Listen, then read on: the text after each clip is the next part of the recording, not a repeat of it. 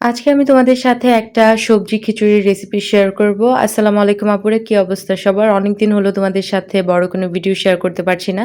কারণ সবকিছু মিলিয়ে আমি একটু ব্যস্ততার মধ্যে দিয়ে যাচ্ছি। আর আমি ভিডিও না ছাড়লে অনেক আপুরাই রাগ করো।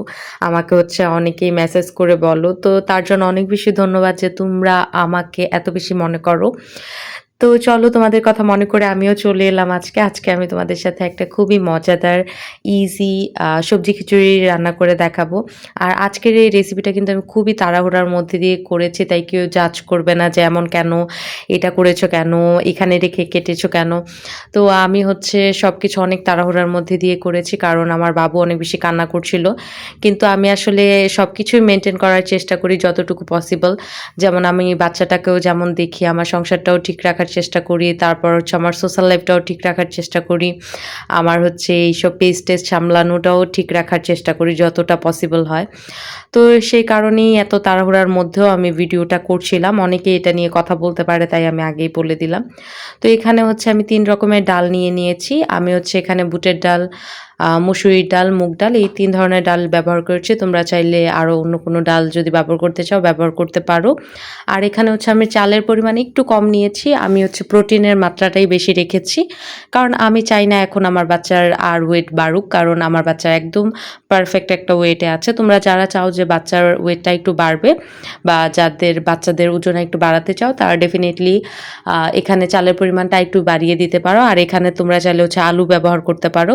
তো আমি এখানে শুধুমাত্র একটা সবজি দিয়েই আজকে সবজি খিচুড়িটা বানাবো, সেটা পটল। তো আমি পটলটা সুন্দরভাবে কেটে নিয়ে মাঝখানে যে বীজগুলো ছিল সেগুলো ফেলে দিয়েছি। আর তোমরা চাইলে এখানে আরো অনেক ধরনের সবজি ইউজ করতে পারো। আমি আজকে যেহেতু বললামই খুব তাড়াহুড়ার মধ্যে ছিলাম, তাই আমার ঘরে এই পটলটাই এভেলেবেল ছিল। আরো গাজর-টাজরও ছিল, কিন্তু আমি ওইগুলো আর এখন কেটে এখানে মিক্স করা আমার জন্য একটু হ্যাসেল মনে হচ্ছিল, যে কারণে আমি খুব ইজি পিজি একটা রেসিপি বানিয়ে দিচ্ছিলাম বাবুকে। তো এই সবকিছু কিন্তু এখন আমি প্রেশার কুকারে নিয়ে নিয়েছি। এখানে অল্প পরিমাণে ঘি আমি ইউজ করেছি। আর এখানে ব্যবহার করেছি আমি অল্প একটু হলুদ। এই সবকিছু একসাথে আমি এখন ৩ থেকে ৪ বার যদি প্রেশার কুকারে শিশ দিয়ে নিই তাহলেই কিন্তু আমার খাবারটা রেডি হয়ে যাবে। আর হ্যাঁ, অবশ্যই আমি এটা কিন্তু হালকা একটু ব্লেন্ড করে নিয়েছিলাম। যাতে এটা একদম ব্লেন্ড না হয়ে যায়, একটু দানাদার থাকে এরকম অবস্থাতেই কিন্তু আমি এটা উঠিয়ে নিয়েছি। এই যে যখন আমি রান্না করার পরে এটা উঠালাম তখন এই অবস্থা ছিল। তো আমি একবারে তো বাবুকে এইরকম অবস্থায় দিতে পারবো না, কারণ বাবু একবারে এত বড় পিস খেতে পারবে না। সেই কারণে এই যে আমি হালকা একটু ম্যাশের মতো করে নিয়েছিলাম। তোমরা ম্যাশ করে নিতে পারো। তো এটাই আমি নাজানকে দিয়েছি। নাজান ইদানিং খুব বেশি একটা খেতে চায় না, তো আমি অল্প অল্প করেই তাকে দিচ্ছিলাম।